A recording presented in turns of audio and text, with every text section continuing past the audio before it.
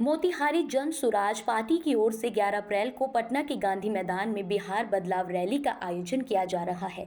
इस रैली में पूरे बिहार से 10 लाख से अधिक लोगों के शामिल होने की संभावना जताई जा रही है। रैली की सफलता के लिए जन सुराज पार्टी के पदाधिकारी समय अपने अपने प्रखंडों में प्रेस वार्ता कर लोगों से अपील कर रहे हैं कि वे अधिक से अधिक संख्या में रैली में भाग लें। 11 अप्रैल को होने वाली बिहार बदलाव रैली की आवश्यकता क्यों पड़ रही है सर, और इसका उद्देश्य क्या है? बिहार के पटना के गांधी मैदान में आगामी 11 अप्रैल को बिहार बदलाव रैली का आयोजन जन सुराज पार्टी की तरफ से किया जा रहा है और ये बिहार के इतिहास में आज तक की सबसे बड़ी चुनावी रैली होगी और एक तरह से 2025 के विधानसभा चुनाव का शंखनाद बिहार जन सुराज पार्टी करने जा रही है। इसमें कितनी भीड़ होने की संभावना है? इसमें 15 से 20 लाख लोगों के आने की संभावना बताई जा रही है। लेकिन गांधी मैदान में सर इतनी तो भीड़ कभी हुई नहीं है। तो बिहार की सड़कें सारी पट जाएंगी लोगों से, संभावना है कि उतने आए।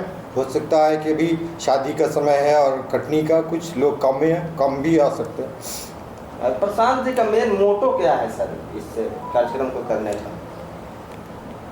बिहार के अंदर आप चाहे जिस परिप्रेक्ष्य में देखें, ये एक फेल्ड स्टेट की तरह दिखाई देगा आपको।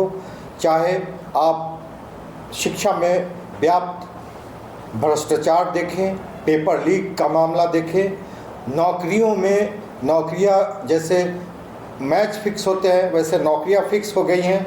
आप लोग सब जानते होंगे, लड़के एग्ज़ाम की तैयारी करते हैं, पता चलता है कि जो एग्ज़ाम के क्वेश्चन थे वो लीक हो जा रहे हैं, एग्ज़ाम फिक्स हो जा रहा है, नौकरियां पहले बिक जा रही हैं।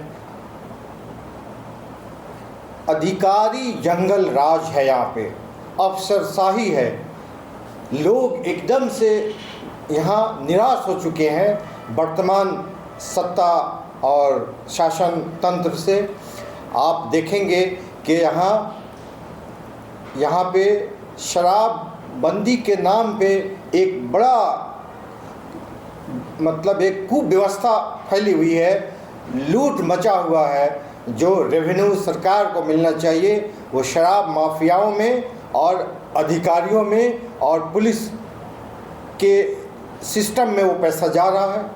आपकी सरकार बनेगी तो शराबबंदी कानून क्या? उस पैसे का सही इस्तेमाल हो सकता है शराब माफियाओं और अफसरों के पॉकेट में न जाके उसका सदुपयोग बिहार की शिक्षा व्यवस्था को ठीक करने में किया जा सकता है।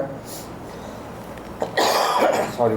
आपके विधानसभा नरकटिया विधानसभा से इस रैली में कितने लोग जा रहे हैं और उसकी क्या तैयारी है आपकी? यहाँ से संभवतः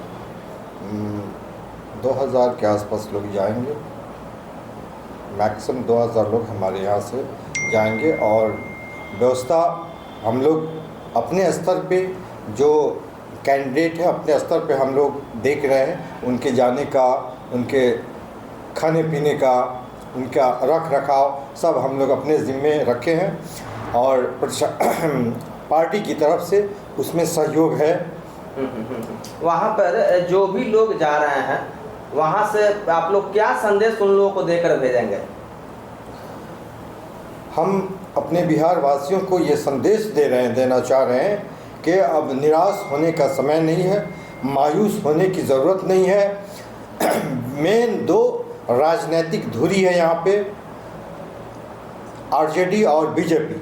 नीतीश जी दोनों के बीच एक पेंडुलम की तरह लटकते रहते हैं। आप किसी को भी वोट दें, मुख्यमंत्री वही रह रहे हैं और समय समय से दोनों पोल को अपने साथ ले करके प्रशासन को वो एक तरह से लगभग 2-4 अधिकारियों के हाथ में दे दिए हैं। वो मानसिक रूप से, शारीरिक रूप से अब सक्षम नहीं है और वो पहले जो 15 साल पहले उनकी प्रशासनिक धार थी, प्रशासनिक तेज थी, अब वो नहीं है। अब वो एक तरह से रिटायरमेंट की अवस्था में है और उनसे स्टेट ये बिहार संभल नहीं रहा है।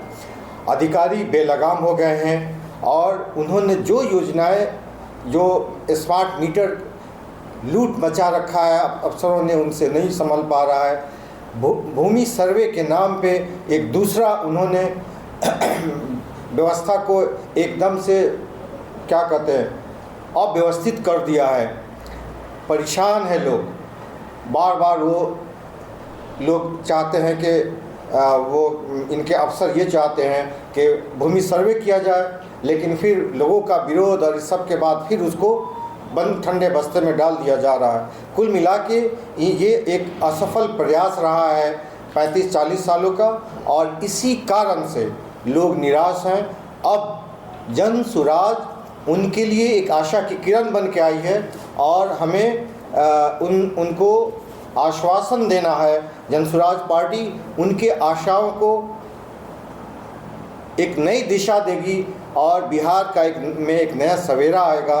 जनसुराज पहली बार बिहार के 243 सीटों पे एक साथ चुनाव लड़ेगी।